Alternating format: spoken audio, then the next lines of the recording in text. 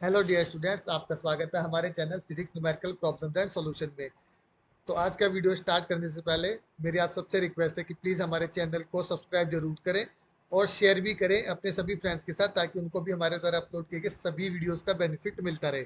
तो आज का जो क्वेश्चन हम सॉल्व करने वाले हैं वो क्वेश्चन है IIT JEE का एडवांस का क्वेश्चन है, क्वेश्चन नंबर 8 जो पूछा गया था। ये थर्मल फिजिक्स का क्वेश्चन है, थर्मल फिजिक्स का जो सब्जेक्ट है उसका क्वेश्चन है। तो क्वेश्चन में क्या देगा, the efficiency of A Carnot engine operating with A hot reservoir kept at a temperature of 1000 kelvin is 0.4। मतलब जो हमारा कार्नोट इंजन है वो इतने, उसका जो हॉट रिजर्वायर है वो इतने टेम्परेचर पर है और एफिशिएंसी उसकी इतनी है। मतलब हमारे पास क्या दिया गया है, कार्नोट इंजन के लिए Q1 हमारे पास यहाँ पर है। Q1 अभी नहीं दिया हुआ हमारे पास, T1 लिख लेते हैं यहाँ पे।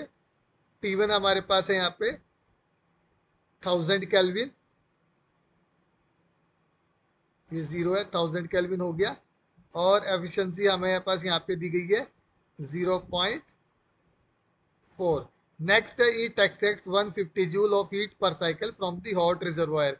मतलब जो हॉट रिजर्वायर है उससे कितनी हीट ली इसने, 150 जूल। यानी कि जो उसका Q1 है वो कितना हो गया, 150 जूल हो गया यहाँ पे। अब नेक्स्ट है the work extracted from this engine is being fully used to run a heat pump which has coefficient of performance 10। मतलब ये जो इंजन था उसने जितना भी वर्क किया वो यूज किया गया हीट पंप को, एक पंप को रन करने के लिए, जिसका कोफिशिएंट ऑफ परफॉर्मेंस कितना दिया गया, 10। तो हम कोफिशिएंट ऑफ परफॉर्मेंस को रिप्रेजेंट कर लेते हैं गामा से, और ये हमारे पास हो गया 10।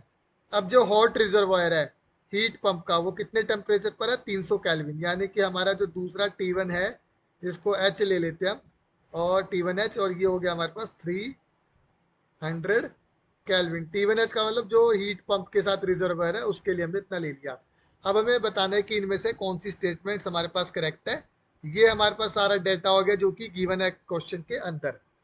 तो सबसे पहले है work extracted from the Carnot engine in one cycle is 60 joule. मतलब जो कार्नोट इंजन में वर्क डन है, वर्क है, वो 60 जूल हमें बताना है या नहीं है। सबसे पहले तो हम यहाँ क्या करते हैं, फॉर्मूला लिख लेते हैं, ईटा इज इक्वल टू, यानी कि efficiency is equal to W/Q1। ये फॉर्मूला होता है हमारे पास एफिशिएंसी का। तो ये कितना आ जाएगा हमारे पास यहाँ पर, 0.4 इज इक्वल टू W हमारे पास हमें निकालना है, जैसा कि बोला है वर्क, और Q1 हमारा है 150, जितना कि इस हीट इंजन, इस जो कार्नोट इंजन है उसने हीट ली थी। तो हमारे पास कितना आ गया यहाँ से, वर्क कितना किया कार्नोट इंजन ने, 15 को 4 से करेंगे 6600, ये कितना हो गया, 60 जूल आ गया। जीरो हमारे यहाँ से पॉइंट के लिए चली जाएगी। तो देख सकते हैं हमारे पास वर्क कितना किया कार्नोट इंजन ने, 60 जूल। तो हमारा जो ऑप्शन ए है यहाँ पर ये करेक्ट हो गया। अब हम आते हैं बी पर। Temperature of the cold reservoir of the Carnot engine is this. मतलब जो कोल्ड रिजर्वायर है उसका टेम्परेचर इतना होगा। हॉट रिजर्वायर का टेम्परेचर हमको दिया हुआ ऑलरेडी, 1000 केल्विन। फिर से एफिशिएंसी का फॉर्मूला ले लेते हैं, 1 - T2 डिवाइड में T1। अब ये कितना आ जाएगा यहाँ से, 1 - T2/T1 इज इक्वल टू 0.4। और यहाँ से हमारे पास कितना आ जाएगा, T2 हमें पता है, निकालना है हमें। कोल्ड रिजर्वर का टेम्परेचर है, T1 हमारे पास क्या दिया गया, 1000 दिया हुआ है, और इज इक्वल टू हमारे पास हो गया कितना, 1 - 0.4, यानी कि 0.6 हो गया ये हमारे पास यहाँ पे। तो T2 कितना आ गया हमारे पास यहाँ पे, 1000 को 0.6 से करेंगे 600 केल्विन आ गया। मतलब हमारा जो बी है ये भी यहाँ पे करेक्ट हो गया।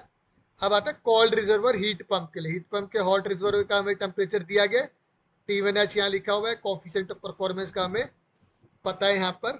तो गामा लिख लेते हैं यहाँ पे, कोफिशिएंट ऑफ परफॉर्मेंस के लिए गामा हमारे पास कितना हो जाएगा, T2 डिवाइड में T1 माइनस T2। तो ये कितना हो जाएगा यहाँ पे, गामा, यानी कि हमारे पास ये गामा कितना है, 10 है। T2 हमें यहाँ पे निकालना है, तो T2 इज इक्वल टू कितना हो जाएगा, 10T1 माइनस 10T2। तो ये T1H भी लिख सकते हैं हम इसको, यहाँ पे T1H लेके चल रहे थे, इसे हम T1H लिख लेते हैं यहाँ पे। ये T1H हो गया, और इसको हम T2H ले लेते हैं, और हीट पंप के लिए हम यहाँ पे ये H ले लेते हैं इसके साथ।